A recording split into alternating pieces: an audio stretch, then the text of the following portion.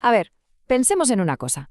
¿Cómo puede ser que el mismo continente que, ojo, envió a 6 millones de personas a poblar el mundo, ahora se atrinchere, casi con pánico, ante la llegada de gente nueva? Es una contradicción enorme, ¿verdad? Pues esa es justo la historia que vamos a desgranar hoy, la de cómo un imperio de migrantes, de gente que se iba, acabó convirtiéndose en una auténtica fortaleza. Y es que esta imagen lo resume, bueno, lo resume todo, ¿no? Es como la gran esquizofrenia de Europa. Por un lado tenemos el barco, que es el símbolo de un continente que se hizo grande, mandando a su gente pues a todos los rincones del planeta. Y por el otro, el muro, la viva imagen de una Europa que hoy se siente o se quiere sentir asediada. Para entender cómo hemos llegado de un punto al otro, pues no queda otra, tenemos que viajar un poco al pasado. Vale, pues vamos allá. Empecemos por ese primer capítulo, el del Gran Éxodo. Porque hubo un tiempo, y no hace tanto, en el que Europa no se dedicaba a levantar muros para que la gente no entrase. ¿Qué va? Todo lo contrario. Sus puertos estaban a reventar de gente que lo único que quería era salir de allí, escapar. Y aquí viene la pregunta del millón, claro. ¿Por qué? ¿Por qué se fueron 60 millones de europeos? Es que no estamos hablando de un grupito de gente, de un goteo, no, fue una auténtica marea humana, una ola que literalmente redibujó el mapa del mundo. ¿Qué es lo que les empujaba a dejarlo todo atrás? 60 millones. La cifra es que cuesta hasta imaginarla, ¿verdad? Para que nos hagamos una idea de la escala de esto, no ha habido ningún otro movimiento migratorio en toda la historia de la humanidad que haya tenido un impacto tan bestial, tan profundo, en cómo es el mundo hoy. Ninguno. Este éxodo masivo desde Europa lo cambió absolutamente todo. Claro, la gente no se va porque sí. Lo que provocó esta huida masiva fue una especie de tormenta perfecta. Por un lado, la población en Europa crecía y crecía sin parar, lo que generaba una presión brutal sobre la tierra, sobre los recursos. No había para todos. Para millones de personas, el futuro era o miseria o guerra. No había más. Y en ese contexto, irse, emigrar, no era solo una válvula de escape para salvarse el pellejo. Para los estados, para los imperios, toda esa población que sobraba era en realidad el combustible perfecto para sus planes de expansión. Así que aquí tenemos la doble cara de la moneda. Por un lado, para la persona que se subía a ese barco, irse era una cuestión de supervivencia, de buscarse la vida, un futuro.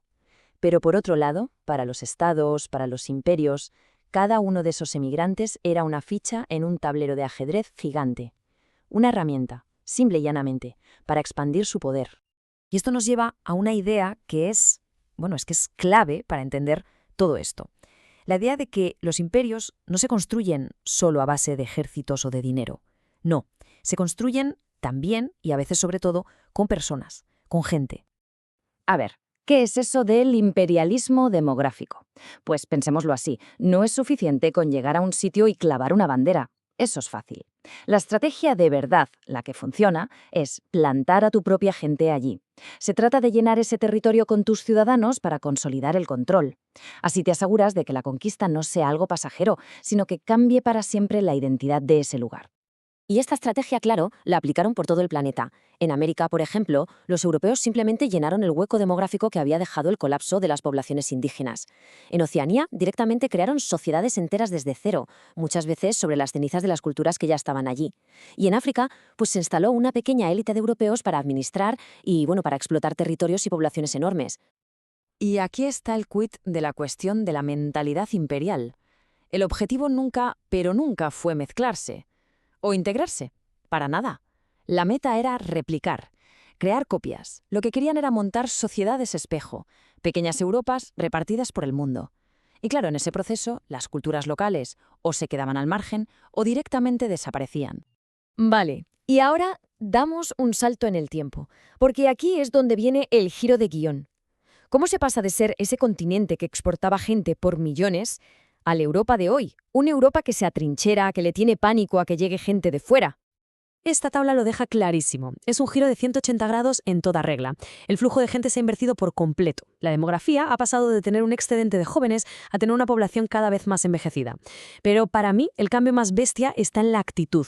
La migración, que antes era un recurso, una herramienta estratégica, ahora se vende como una amenaza, casi como el fin del mundo.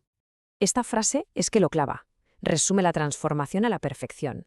Antes, el motor del imperio era la gente que se iba, la emigración. Ahora, el motor de la fortaleza es el miedo a la gente que viene, la inmigración.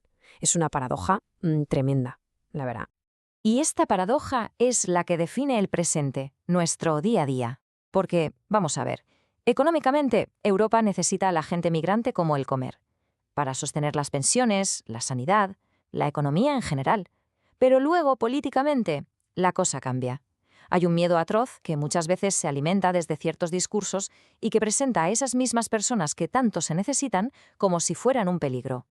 Y ahí está la gran ironía, ¿no? Que mientras algunos discursos no paran de hablar de invasión, resulta que son precisamente esas personas migrantes las que están en el campo, en la obra, cuidando de la gente mayor, de los niños, vamos, en sectores que son absolutamente clave y que el modelo de vida europeo, con una población que no para de envejecer, ya no puede mantener por sí solo.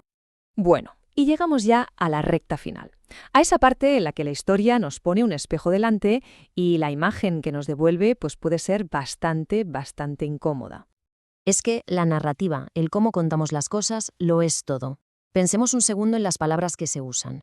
Los europeos que se fueron eran pioneros, eran portadores de civilización. En cambio, los que llegan hoy, muchas veces por los mismos motivos, ¿qué son? ¿Son invasores? ¿Son amenazas? Es que las palabras que elegimos crean realidades completamente diferentes.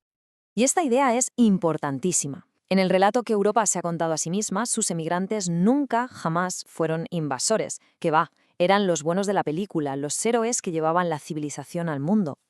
Es una doble moral, un doble rasero histórico tremendo que casi nunca se saca a la luz cuando se habla de la migración de hoy en día.